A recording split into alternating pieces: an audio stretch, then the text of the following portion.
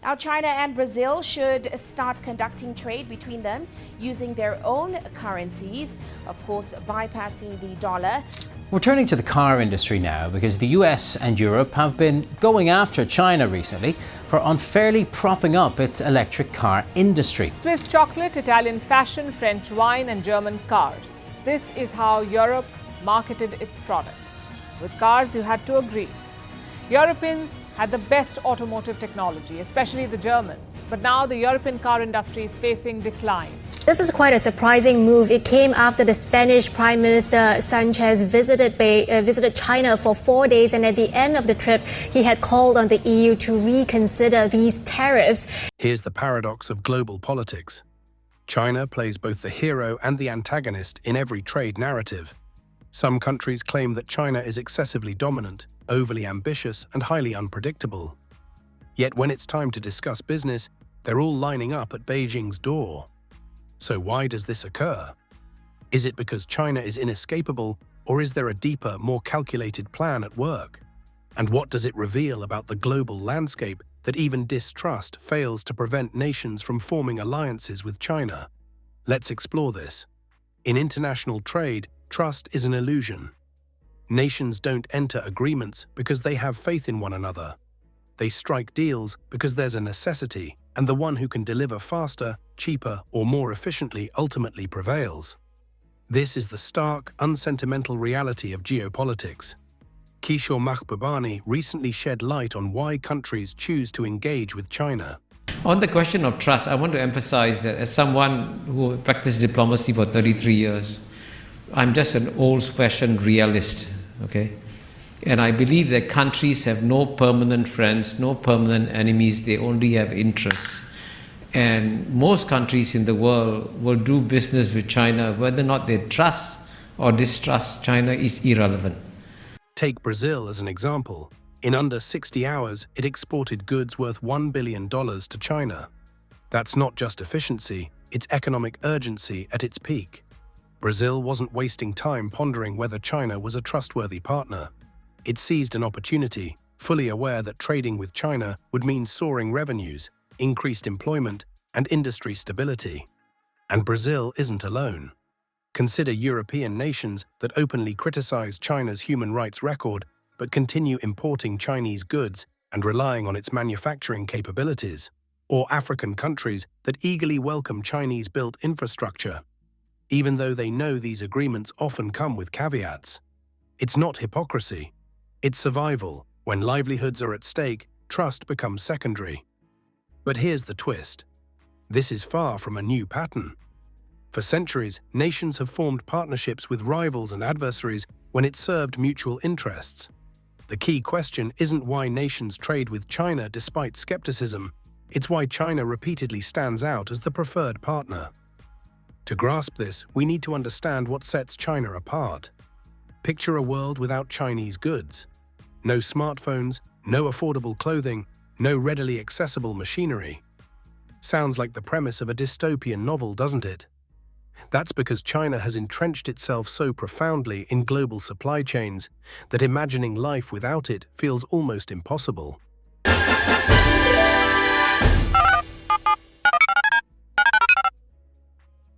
Let's go to my room.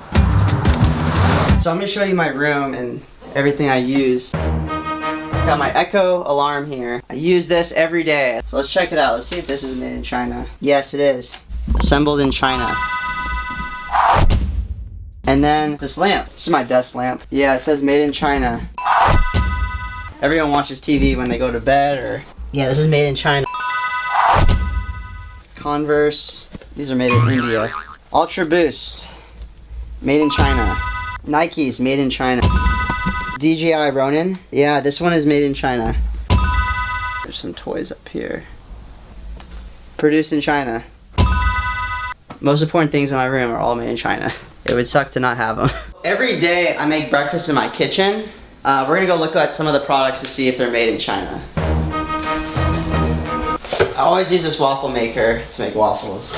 Made in China, so I wouldn't be able to make breakfast if I couldn't use this.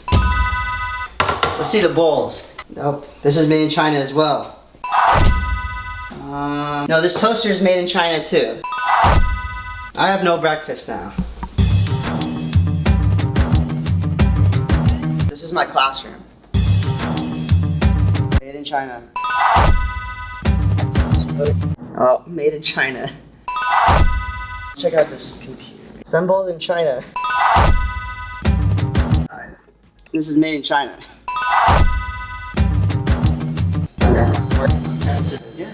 Yep, this is made in China as well. Thing in my everyday life. I don't ever slow up, no I don't take shit. I got no love for the fakeness. If you wanna play tough and wanna hate this, I'll always show up. I don't ever slow up, no I don't take shit. I got no love for the fakeness. If you wanna play tough and wanna hate this, I'll always show up and make a Thing. Before we go on, let us know if you're enjoying this video. If so, please like, share, and subscribe to our channel for more content about China's growth, influence, and global impact. Now let's continue. So how did China achieve this? The answer lies in its unmatched efficiency. As the world's factory, China manufactures products faster and at lower costs than anyone else.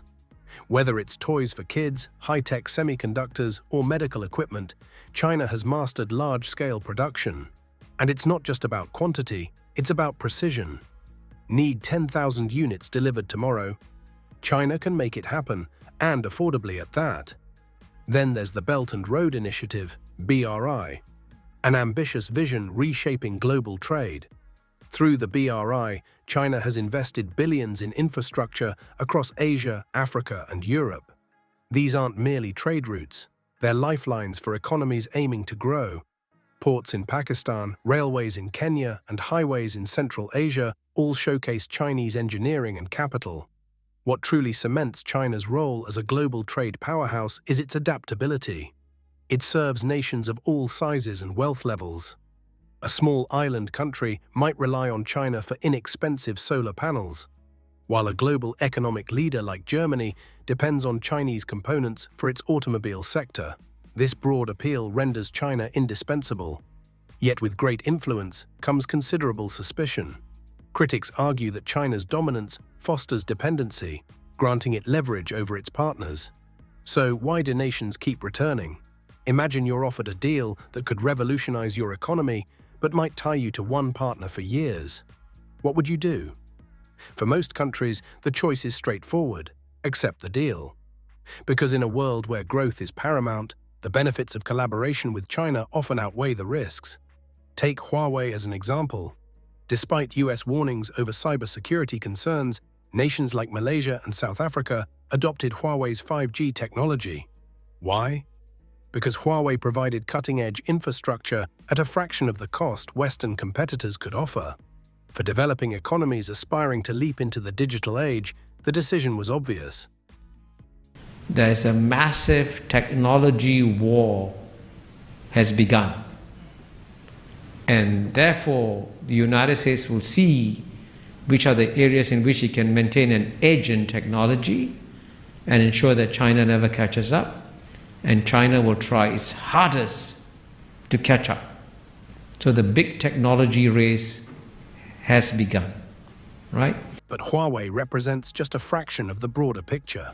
China's investments in high-speed rail, renewable energy, and agriculture have transformed economies. Indonesia's Jakarta-Bandung high-speed rail, built with Chinese funds and technology, promises to significantly reduce travel time, boosting both trade and tourism. For a country with bold economic ambitions, declining such a project would be unthinkable. Nonetheless, these partnerships aren't without hurdles. Critics raise concerns about potential debt traps, where nations grapple with repaying Chinese loans. Others point to political risks, suggesting reliance on China might compromise sovereignty.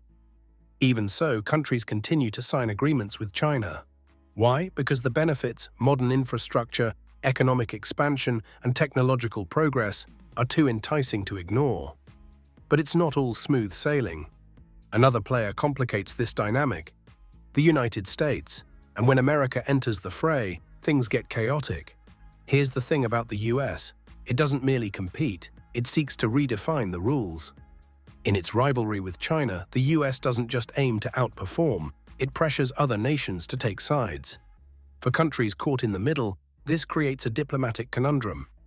Consider the UK. It initially embraced Huawei's 5G technology, acknowledging the cost-effectiveness and innovation it brought. But after persistent pressure from Washington, the UK reversed course, ultimately banning Huawei. Was this driven by genuine security concerns or a desire to appease an ally? The distinction is murky. And the US doesn't stop with technology. Its trade conflicts with China have disrupted global supply chains, compelling nations to rethink their strategies. Its alliances, such as the Quad and AUKUS, are explicitly designed to counterbalance Chinese influence. But here's the irony. While the US aims to contain China, most countries simply want to conduct business. They aren't interested in aligning with factions, they're focused on pursuing profits. I asked him the question about Huawei. He says, Kishore, the UK has got some of the best intelligence agencies in the world, right? It's true.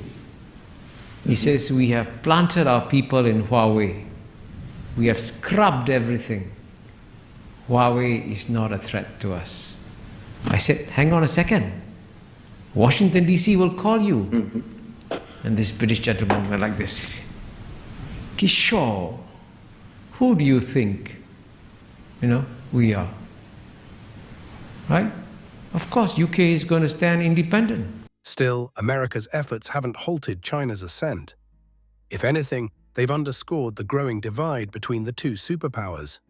As this rivalry escalates, nations are coming to terms with the reality that adapting to China's rise is not optional, it's inevitable. China is on track to claim the title of the world's largest economy. Whether through trade, technology, or diplomacy, China is positioning itself as the next global leader. But here's the pivotal question. Is the world ready for this shift? In Southeast Asia, countries like Vietnam and Thailand are deepening their connections with China while maintaining ties with the US and Europe. It's a delicate balancing act, one that reflects pragmatic geopolitics. Meanwhile, in Africa, Chinese investments in energy and infrastructure are driving economic transformations, creating jobs and fostering trade. Yet China's rise isn't without its challenges. Nations worry about over-reliance and question the sustainability of China's growth. Issues like transparency, equity, and sustainability dominate every negotiation, but these concerns haven't slowed China.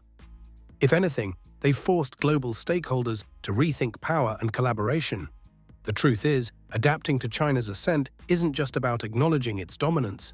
It's about forging new ways to partner. Like it or not, the future has China's mark all over it. We'd like to take this moment to thank you all for sharing your thoughts and engaging with us. Your opinions inspire us. Do you believe the US can hinder China's growth? Will nations follow American policies without question? Share your perspectives in the comments. And do you see China becoming an unstoppable global force despite sanctions? Want more videos like this? If so, like, share, and subscribe to stay updated on China's remarkable progress and growing influence. Until next time, stay tuned.